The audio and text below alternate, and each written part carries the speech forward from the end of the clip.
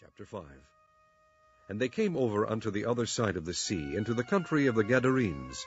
And when he was come out of the ship, immediately there met him out of the tombs a man with an unclean spirit, who had his dwelling among the tombs.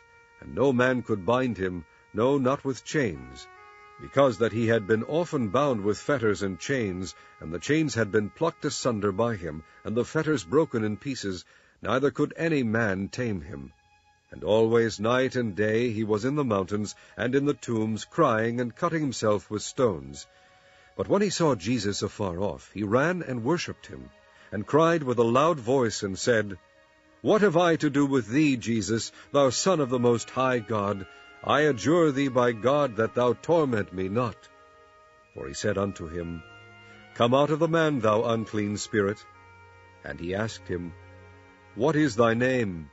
And he answered, saying, My name is Legion, for we are many. And he besought him much that he would not send them away out of the country. Now there was there nigh unto the mountains a great herd of swine feeding. And all the devils besought him, saying, Send us into the swine, that we may enter into them. And forthwith Jesus gave them leave. And the unclean spirits went out and entered into the swine, and the herd ran violently down a steep place into the sea.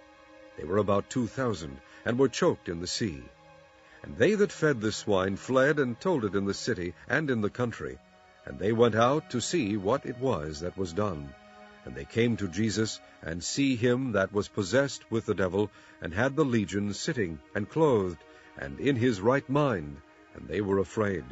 And they that saw it told them how it befell to him that was possessed with the devil, and also concerning the swine. And they began to pray him to depart out of their coasts.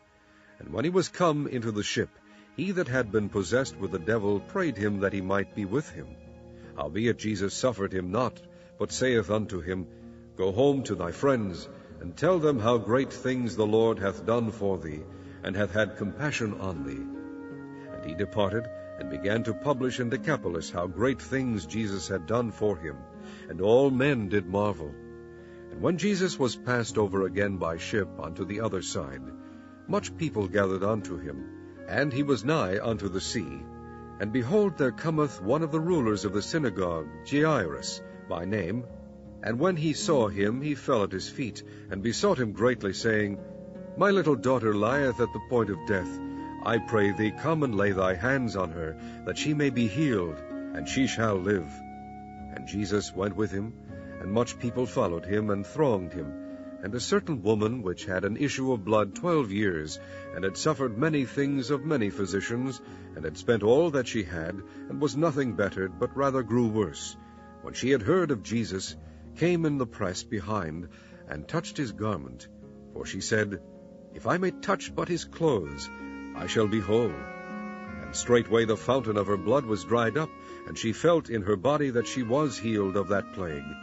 And Jesus, immediately knowing in himself that virtue had gone out of him, turned him about in the press, and said, Who touched my clothes?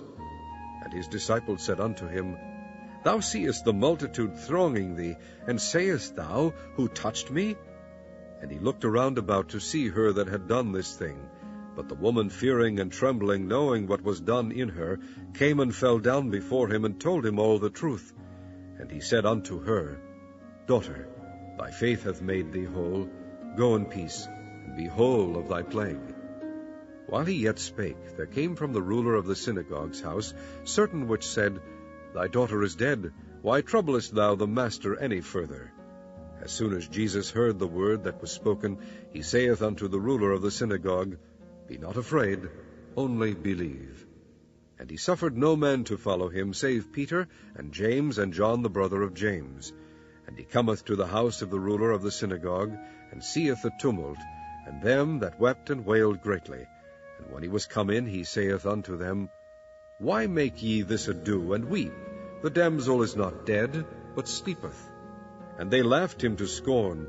But when he had put them all out, he taketh the father and the mother of the damsel, and them that were with him, and entereth in where the damsel was lying. And he took the damsel by the hand, and said unto her, Talitha cumi, which is, being interpreted, Damsel, I say unto thee, arise. And straightway the damsel arose and walked, for she was of the age of 12 years. And they were astonished with a great astonishment. And he charged them straitly that no man should know it, and commanded that something should be given her to eat.